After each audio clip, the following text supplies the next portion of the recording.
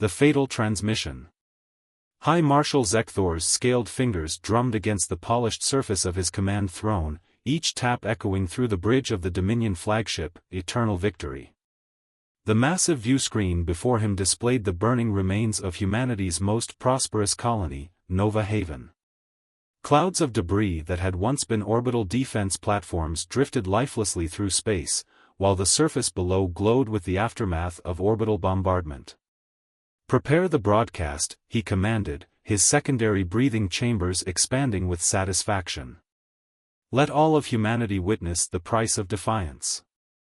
His eyes, multifaceted like polished gems, reflected the destruction below with cold satisfaction. Admiral Naira Blackstone stood at her post aboard the Earth Defense Command Station, vigilant, her weathered face illuminated by the incoming transmission.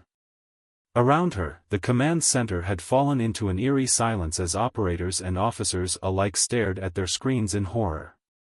Nova Haven, home to 15 million colonists, had fallen in less than 6 hours. The alien's image materialized on the main display, his iridescent scales gleaming under the harsh lighting of his bridge. Behind him, alien crew members moved with practiced efficiency, their bodies covered in ceremonial war paint that seemed to shimmer and shift in the light. "People of Earth and her colonies," Zekthor began, his translator converting his clicking speech into smooth, calculated English. "You see before you the remains of Nova Haven, your crown jewel of colonial expansion. 15 million of your kind, extinguished in less than one planetary rotation." Naira's fingers curled into fists at her sides, her nails digging into her palms. But her face remained impassive, years of military discipline holding her rage in check. Around her, she could feel the tension in the command center building like a gathering storm. "The Dominion's patience has limits," the alien continued, his mandibles flexing in what humans had learned to recognize as a gesture of superiority. "Your species' continued refusal to submit to proper authority has led to this necessary demonstration. You have 20 rotations to surrender your sovereignty and accept your place as a protectorate race." The High Marshal paused, clearly savoring the moment. "Should you refuse, this demonstration will be repeated. Perhaps on Mars next, or perhaps..." His voice dropped to what he clearly thought was an intimidating whisper. "We will choose Earth itself." Behind him, his bridge crew had begun celebrating, several officers consuming what appeared to be ritual stimulants, their bioluminescent patches pulsing with victory patterns. "Your species' charming delusion of independence ends now. The Dominion has brought peace to 17,000 species. Did you truly believe your handful of centuries of spaceflight made you our equals?" As the transmission continued, Naira noticed something odd. The celebration on the alien bridge was becoming more raucous, more uncontrolled.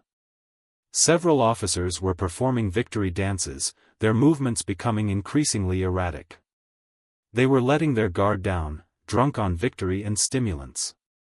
"You have 20 rotations. Choose wisely.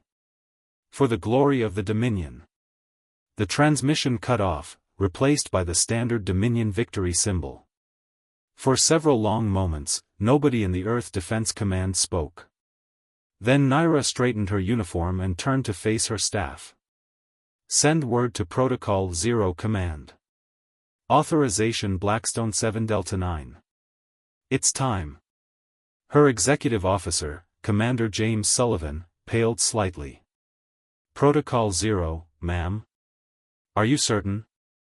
Naira's eyes never left the screen where Nova Haven still burned. "They just gave us exactly what we needed, James. Their arrogance. Their tactics. Their technology signatures. Everything." She stepped forward, addressing the entire command center. "For 300 years, we've prepared for this. Every war we fought amongst ourselves, every battle, every conflict, they were all practice. Humanity hasn't been divided. We've been training." Across her console, lights began flashing as hidden facilities across human space activated. Shipyards that had been concealed beneath civilian installations burst into life. Weapon platforms disguised as communication arrays powered up. And in deep space, special forces units that had been waiting for this very moment began moving into position. "Send the response," Naira commanded. "Short and simple. Tell them, your 20 rotations are declined." As her staff rushed to comply, she allowed herself a small, grim smile. The aliens had made a fundamental mistake. They had studied human history, analyzed their military capabilities, and calculated every possible response based on their understanding of warfare. But they had missed something crucial. Humans didn't just learn from their victories. They learned from their defeats. They adapted. They evolved. And most importantly, they had spent centuries preparing for this very moment, hiding their true capabilities behind a facade of division and technological limitation. "Begin Phase 1, she ordered. "Let's show the Dominion exactly what humanity does when backed into a corner." Across human space, hidden fleets emerged from their centuries-long wait. Weapons platforms that had been disguised as civilian installations revealed their true nature. And in laboratories across 1,000 worlds, scientists and engineers began implementing plans that had been refined over generations. The Dominion had wanted to teach humanity its place in the galaxy. Instead, they were about to learn a terrible lesson about the species they had so grievously underestimated. Humanity wasn't just united, they were ready. And they had been waiting for this moment for a very, very long time. Silent thunder.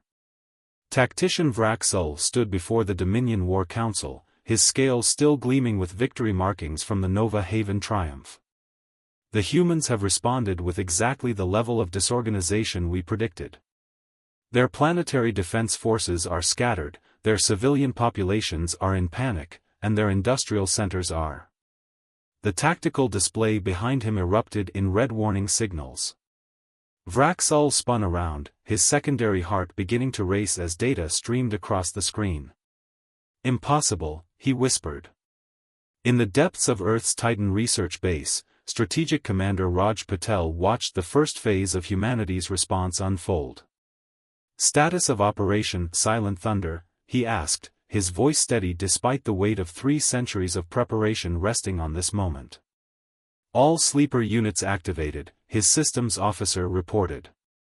"Ghost fleet emerging from dark side positions. Quantum mesh communications are online and undetected. The Dominion still hasn't realized their sensor grid has been compromised." Raj nodded, allowing himself a small smile. While the aliens had been celebrating their victory over Nova Haven, humanity's true military force had been sliding into position, using the very shadows of the Dominion's ships for cover. Back in the Dominion War Council, chaos had erupted. "Multiple contacts," a sensor operator screamed. "They're everywhere, emerging from within our own defense perimeters." High Marshal Zekthor burst into the chamber, his victory markings now smeared and hasty. "Report," he demanded. "The humans," Vraxul responded, his voice trembling. They've been inside our territory the entire time. Those civilian shipping lanes we've been monitoring? They weren't trade routes. They were supply lines. Those mining operations we dismissed. They were fleet anchorages." On the tactical display, human warships appeared in impossible numbers, their designs unlike anything the Dominion had encountered. Gone were the crude, functional vessels they'd expected. These ships moved like predators, their hulls incorporating technology that shouldn't have existed in human hands. "How?" Zekthor demanded. "Their technological level, we monitored them for decades." In his command center, Raj activated the next phase of the operation. "Begin broadcast on all Dominion frequencies," he ordered. "Let's show them what they've actually been watching all these years." The message that played across every Dominion communication channel was simple. It showed centuries of human warfare, but not the limited conflicts the aliens had observed. Instead, it revealed the truth: every war, every battle, had been a testing ground. New technologies, tactics, and strategies had been developed, refined, and then deliberately hidden away. You watched us fight amongst ourselves, Raja's voice echoed through Dominion command centers. And assumed you were seeing everything. You never asked why our wars always stopped short of total victory. Why technological breakthroughs suddenly disappeared from the battlefield. Why certain regions of space remained mysteriously underdeveloped. On the tactical displays, human forces began executing maneuvers that defied conventional military doctrine. Ships appeared to phase through Dominion defense screens, using principles of quantum mechanics that the aliens had thought impossible to weaponize. Ground forces emerged from supposedly uninhabitable worlds, their combat suits incorporating environmental adaptation technologies that shouldn't have existed. We knew you were watching, Raj continued, his voice carrying no hint of triumph, only grim determination. We knew you were waiting for the right moment to strike. So we gave you what you wanted to see, a divided, technologically limited species. All while we prepared for this very day. Vraxul watched in horror as the first wave of human attacks struck. They weren't targeting military installations or fleet concentrations. Instead, they were striking at something far more fundamental, the Dominion's ability to understand what was happening. Quantum interference fields detected, a technical officer reported, his voice rising in panic. They're disrupting our predictive combat algorithms. Our tactical computers can't process their attack patterns. Because you're trying to apply logic to chaos, Raja's voice explained. Humanity's greatest strength isn't our technology or our numbers. It's our ability to be unpredictable. To do the impossible simply because no one told us we couldn't. The human assault continued, each strike revealing new layers of capability that had been hidden from alien eyes. Ships that appeared to be civilian transports transformed into weapon platforms. Asteroid mining operations turned out to be camouflaged fortress worlds. And through it all, humanity's forces moved with a coordination that suggested decades of rehearsal. You thought Nova Haven was defenseless, Raj concluded. The truth is, we let you take it. Because we needed you to believe you had won. To celebrate your victory. To let your guard down. And now, you're about to learn why that was a mistake. As the first wave of human attacks concluded, the true scope of Operation Silent Thunder became clear. The Dominion hadn't just lost ships or territory. They had lost something far more precious, their certainty. Their belief in their own superiority. Their understanding of what was possible.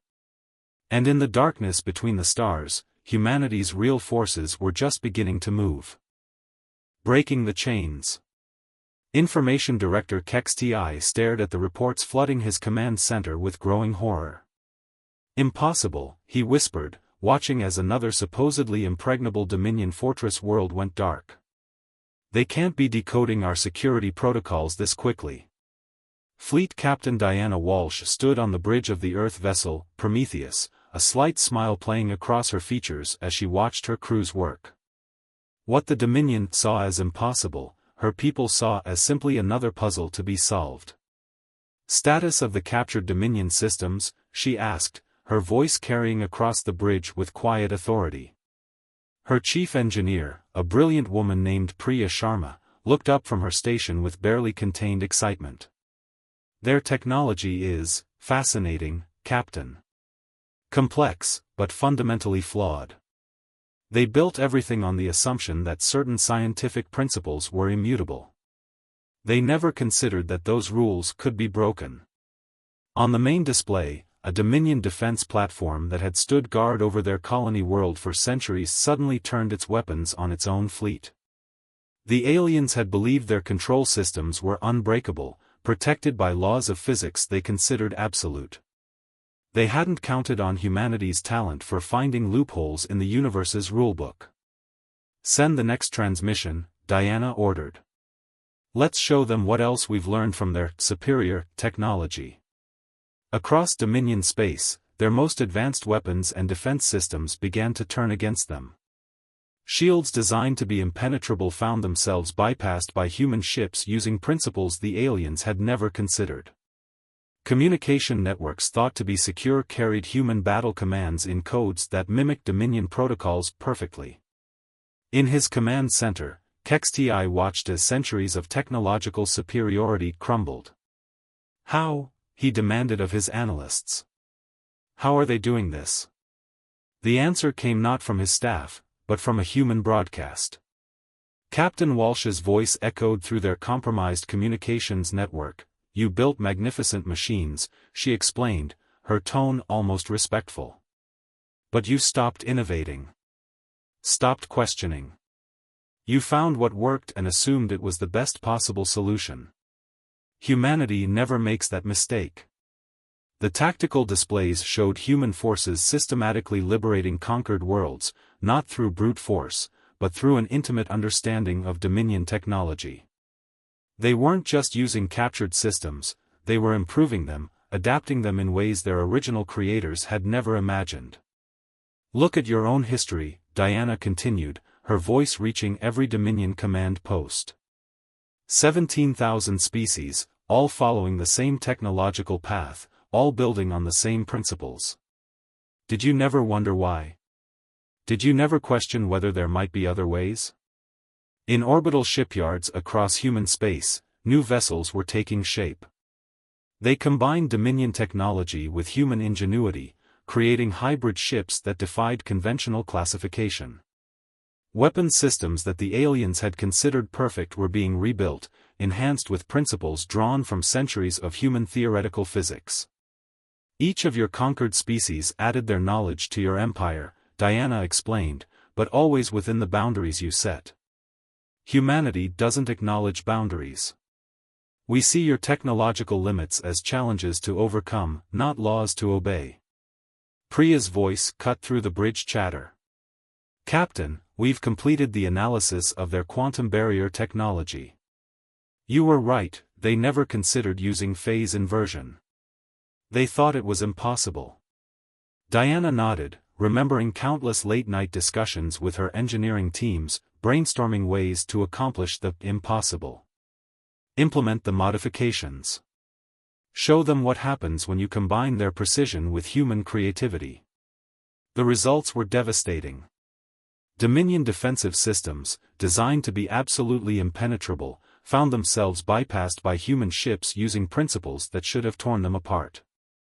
The aliens watched in disbelief as their most advanced technology was not just defeated, but improved upon by the very species they had dismissed as primitive. "Your greatest mistake," Diana's voice echoed through Dominion command centers, "wasn't underestimating our military strength. It was assuming that your understanding of the universe was complete.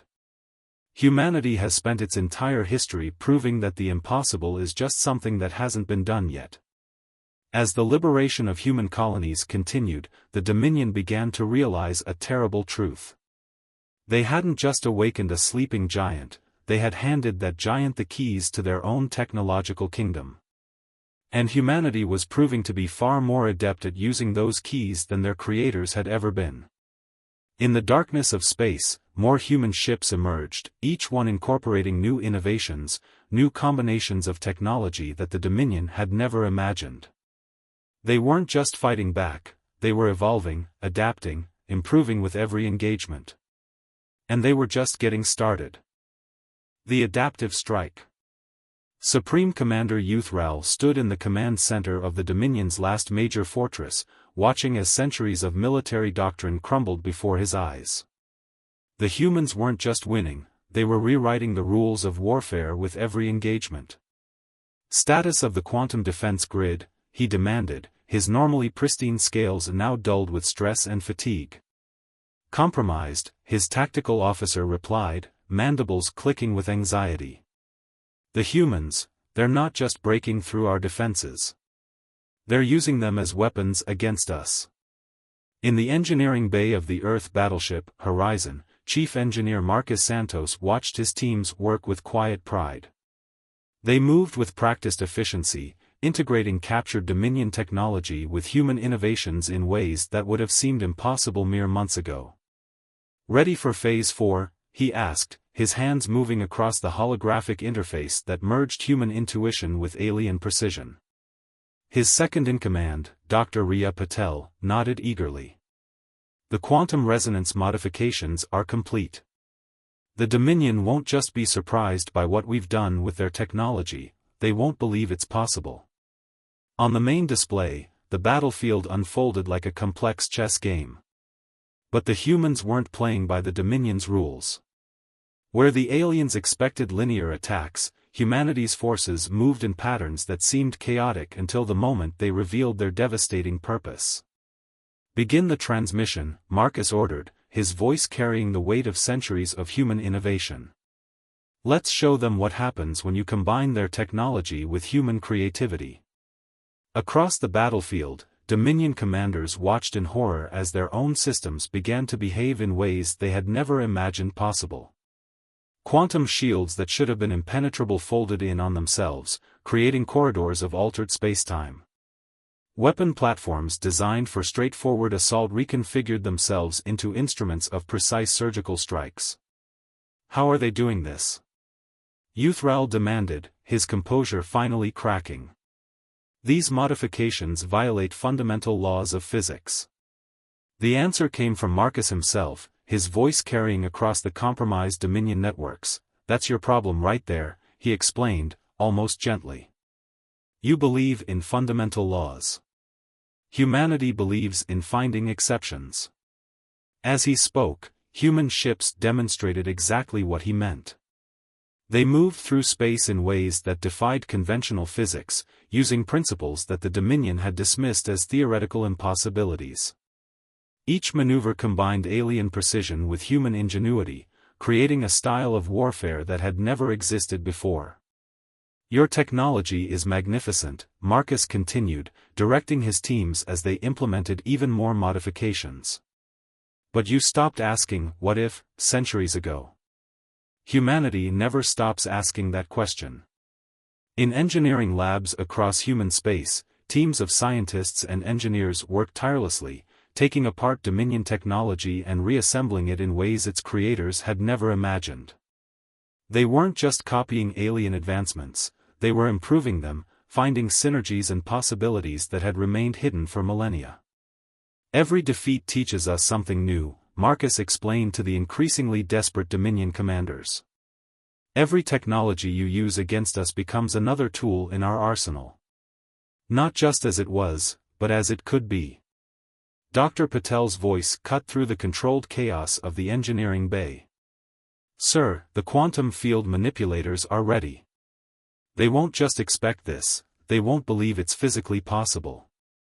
Marcus smiled, remembering countless nights spent theorizing about the impossible, pushing the boundaries of what could be done with the laws of physics. "Implement the modifications. Show them what happens when you combine their precision with human imagination." The results were beyond even the humans' expectations.